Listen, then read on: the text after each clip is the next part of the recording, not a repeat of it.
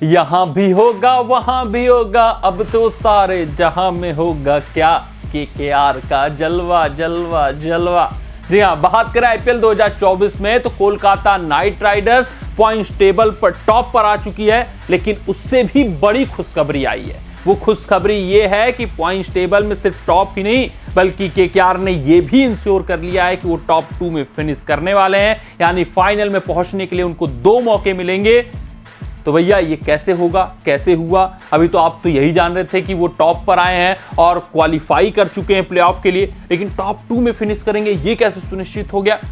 कृपया करके हमें बताएं। तो आपको इस पूरे वीडियो में हम पूरे आईपीएल के इस पॉइंट्स टेबल का समीकरण बताने वाले हैं, समझाने वाले हैं कि केकेआर की क्या स्थिति है, क्या परिस्थिति है, वो कैसे टॉप 2 में भी अब फिनिश करने वाले हैं और कौन सी 4 टीमें होंगी जो टॉप 4 में फिनिश करने वाली हैं। लेकिन इस वीडियो में पॉइंट्स टेबल समझने से पहले, पॉइंट्स टेबल पर बात करने से, चर्चा करने से पहले आप सभी व्यूअर्स से यही आग्रह, यही अनुरोध है कि अगर आपको हमारे अपडेट्स पसंद आते हो तो वीडियो को लाइक, चैनल को सब्सक्राइब, हाँ फेसबुक पेज पे अगर आप वीडियो देख रहे हो तो फेसबुक पेज को फॉलो कर लीजिएगा। कमेंट सेक्शन में कमेंट दाग दीजिएगा कि क्या अब की बार केकेआर चैंपियन बनेगी मेरे यार।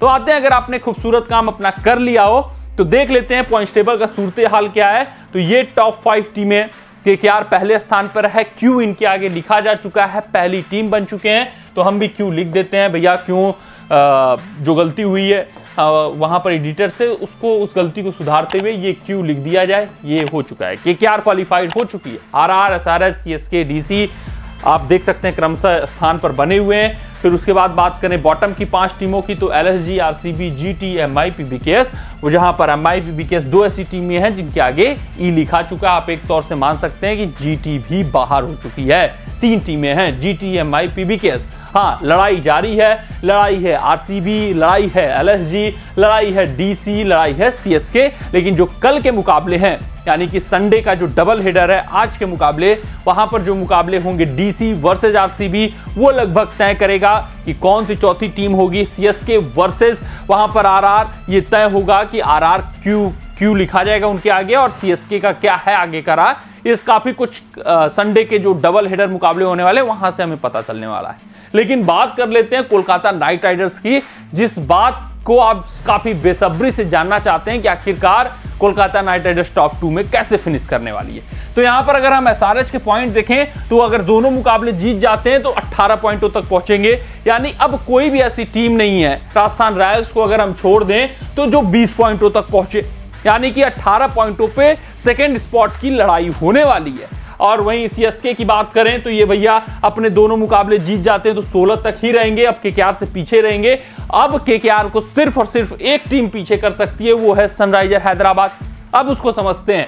हैदराबाद का 0.406 का नेट रन रेट है, केकेआर का 1.428 का। ये जो नेट रन रेट का फासला है वो अपने आप में बड़ा है, वो अपने आप में भयावह है, वो अपने आप में कह सकते हैं कि मील का पत्थर है सनराइजर हैदराबाद को पार पाना। तो ऐसा आपको बताते चले कि 2 मुकाबले अभी भी केकेआर के हैं और एक भी वो जीते 2 में से, तो वहां पर फिर नेट रन रेट का भी मामला और फासला नहीं आएगा।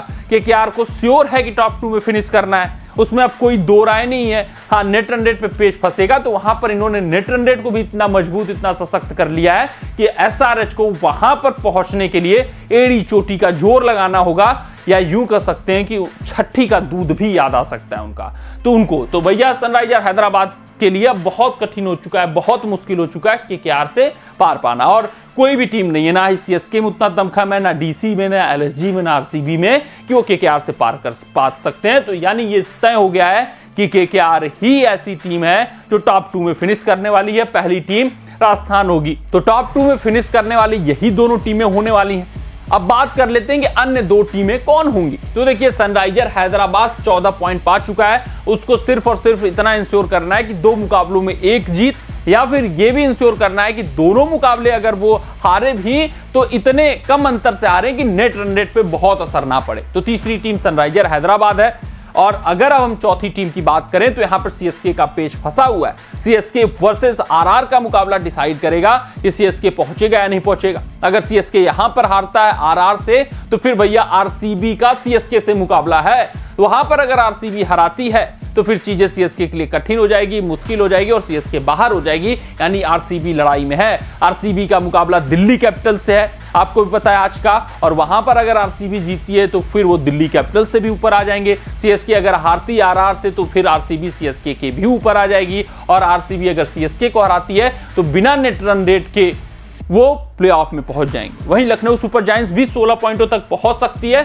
लेकिन भैया जो माहौल बना हुआ लखनऊ सुपर जायंट्स के खेमे में वो सही नहीं है, उनके कॉन्फिडेंस में गिरावट आया है, और लखनऊ दो के दोनों मुकाबले यहां से जीत जाए अपने आप में बहुत कठिन काम है, बहुत मुश्किल काम है, बहुत दुश्वार काम है। यानी कि आरसीबी के हाथों में अब सब कुछ है, यानी कि आरसीबी को सिर्फ और सिर्फ इतना प्रे करना है कि सीएसके वर्सेस आरआर का मुकाबला वहां पर सीएसके हार जाए और फिर वो सीएसके को हरा दें अपने मुकाबले में, तो फिर वो पहुंच जाएंगे। वहीं सीएसके टीम अगर आरआर को हरा देती है तो फिर आरसीबी के उम्मीदों को एक करारा झटका लगेगा, क्योंकि भैया नेट रन रेट इतना अच्छा है सीएसके का कि वो आराम से हारने के बावजूद भी आरसीबी के खिलाफ वो प्लेऑफ में पहुंच जाएंगे। कमेंट सेक्शन में कमेंट जरूर दाग दीजिएगा कि आपके हिसाब से टॉप 4 टीमें कौन सी होने वाली हैं, वो सीएसके होगी चौथी, या डीसी होगी, या एलएसजी होगी, या फिर आरसीबी होगी। मिलते हैं अगली रिपोर्ट में, तब तक आप अपना ध्यान दें, सुरक्षित रहें, स्वस्थ रहें, मस्त रहें।